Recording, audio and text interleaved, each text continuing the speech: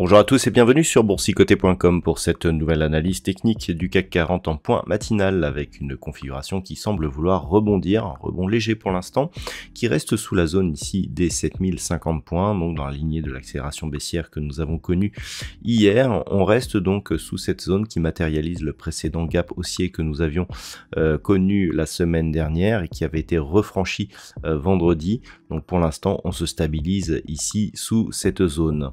Au niveau des indicateurs techniques, eh bien nous avons des histogrammes du MACD qui se remettent à évoluer d'une manière positive, mais dans la partie inférieure de la zone d'évolution.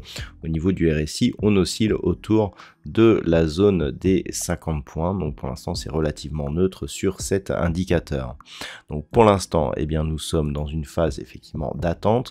Comme je vous l'ai indiqué hier dans mon analyse du soir, eh bien tout va se jouer entre cette zone des 6950 et cette zone des 7175 d'un point de vue daily.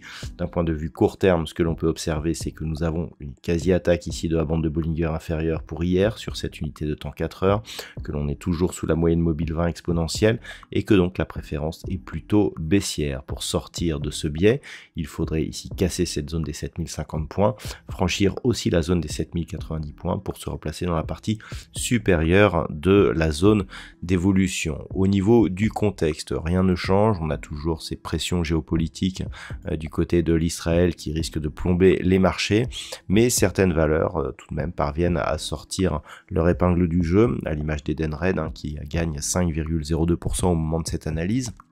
Airbus plus 2,34%, derrière des valeurs comme Engie, Crédit Agricole ou Safran sont sur des gains entre 1 et 1,5%.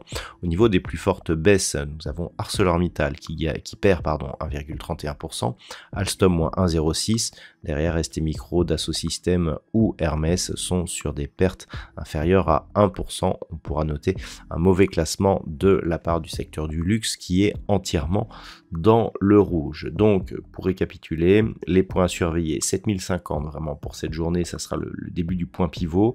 On repasse aussi au-dessus des 7090 points pour viser une cassure de cette zone 7175-7205 qui matérialisera un changement de tendance, donc d'un point de vue un peu plus long terme, sur le daily par exemple, mais aussi sur le très court terme. Par contre, une rupture de la zone des 6950 points validerait la poursuite de la dynamique baissière que nous avons eue ici depuis cette impulsion et donc nous permettrait de viser des niveaux inférieurs à 6900 points. Voilà ce que l'on peut dire pour aujourd'hui. Au niveau du calendrier macroéconomique, il n'y aura pas de statistiques majeures ce matin. Il faudra attendre cet après-midi du côté des États-Unis avec les ventes au détail pour avoir une statistique qui pourrait éventuellement faire bouger les marchés. Rien d'autre pour aujourd'hui à part des résultats d'entreprises qui vont venir aussi du côté des États-Unis. Je vous souhaite donc une bonne séance. On se retrouve dès ce soir pour toutes les autres analyses techniques du site boursicoté.com.